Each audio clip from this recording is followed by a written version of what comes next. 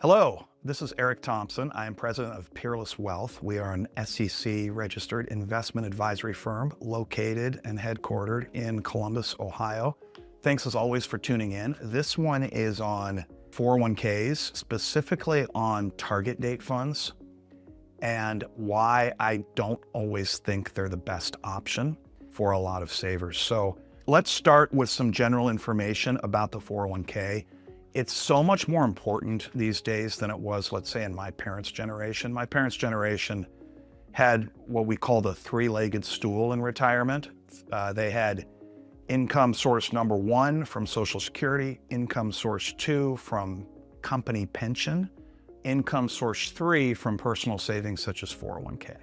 Well, companies don't offer pensions anymore, at least not for-profit companies. Police, firemen, teachers, yes, they still get pensions, but larger Fortune 500 companies that used to have all but entirely phased those out.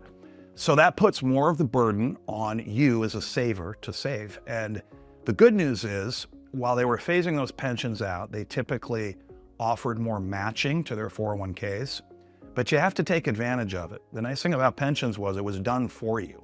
You didn't have to opt in, you didn't have to sign up. It was just done, and depending on how many years of service you had, you got a monthly check. 401ks, you gotta do this on your own. And let me talk about matching and how important matching is.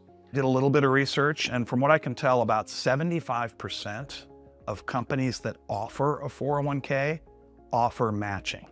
And I would have guessed it's actually more than that. And the typical matching formula works as follows.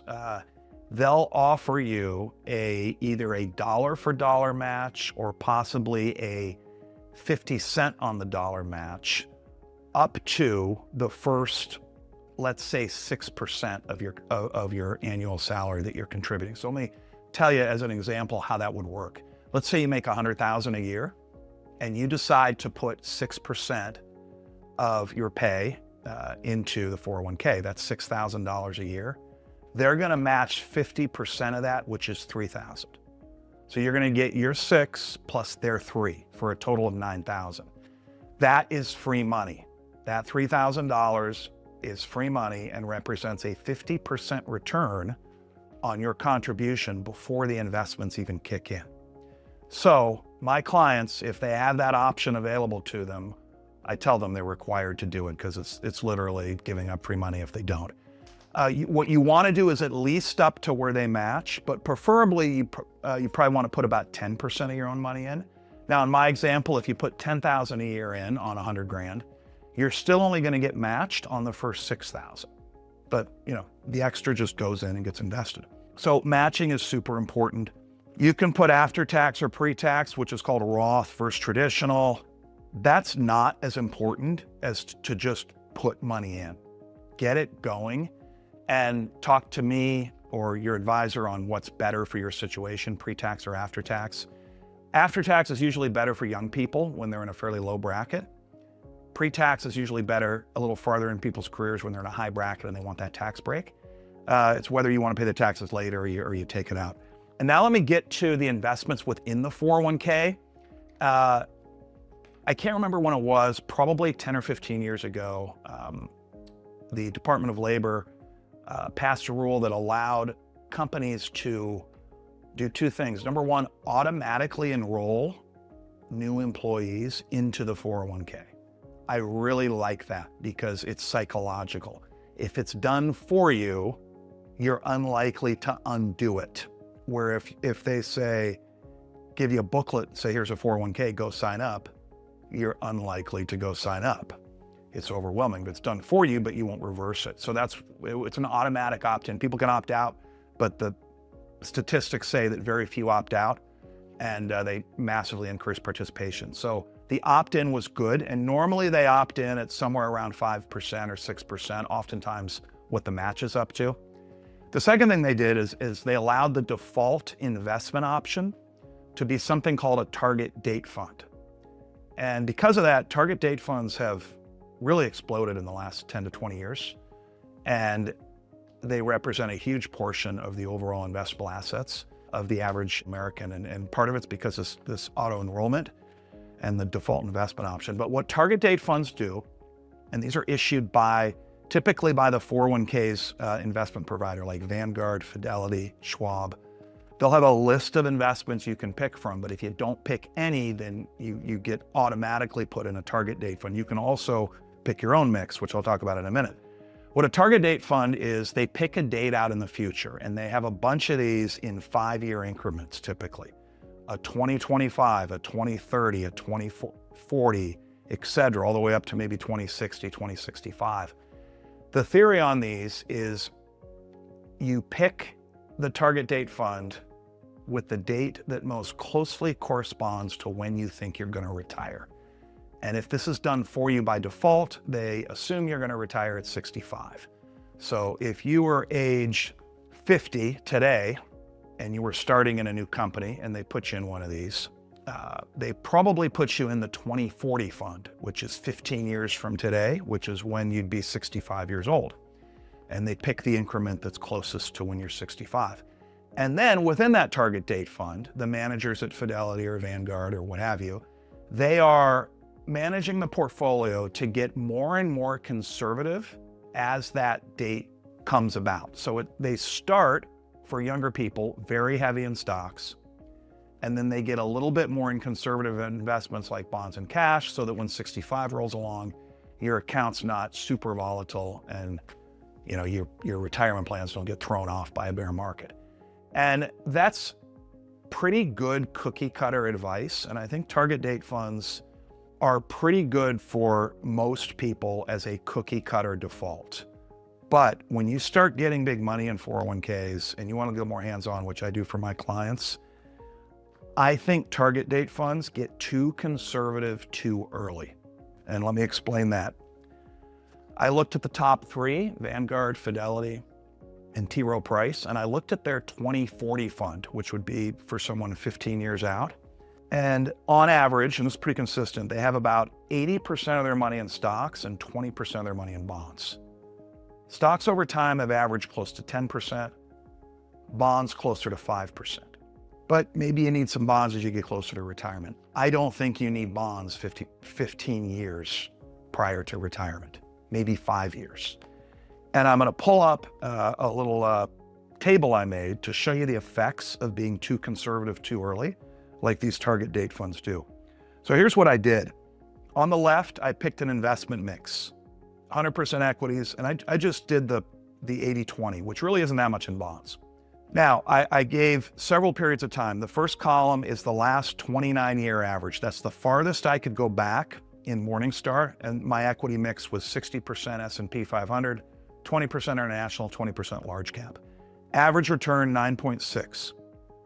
The last 15 years have done better, 12.6. The worst 15 years, and I picked the worst one I could find, that's if you started in the year 2000, right before the dot-com bubble burst, and you went 15 years out, which also included the 08-09 big dip, you averaged 7.3.